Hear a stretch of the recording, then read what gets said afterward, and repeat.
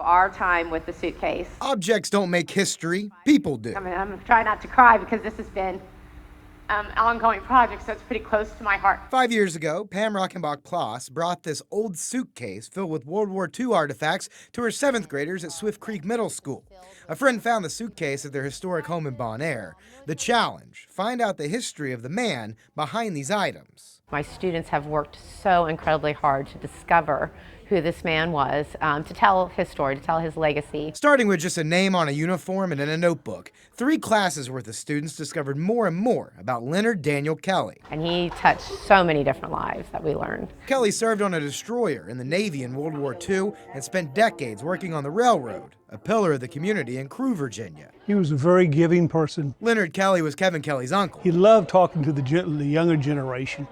He loved to tell stories. Kevin traveled all the way from Houston, Texas, along with other family members from North Carolina, to see Rockenbach-Ploss's students complete their version of his uncle's story. You could tell how much they cared about him and how much they would remember. The current crop of students finished off a detailed research project into Kelly's life, even producing a documentary. Some of the things that they didn't even know, they get to know through us, and I think that's really special. I feel like I need gloves to touch it. Yes. The project began in 2019 with students like Vanessa and Emma, who graduate from high school next week. When we first started it, it would just seem like a fun project, but I didn't really know how far it could go.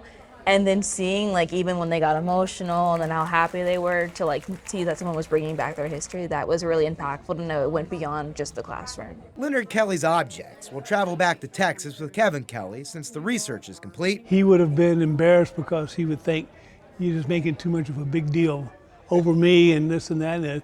But he would have absolutely loved it. But Kelly's history lives on in his family members and now a few more people. And I hope that they can remember that his life meant so much more than they could see. I want them to make a connection to history that is not just names and dates. People with feelings, people with family, people with stories to be able to tell. The family connection, know where your roots are at. If you want to learn more about the project and Mr. Kelly's life, you can do so through a website the students created. We'll put a link to it on our website, that's WTVR.com. In Chesterfield, Jake Burns, CBS 6.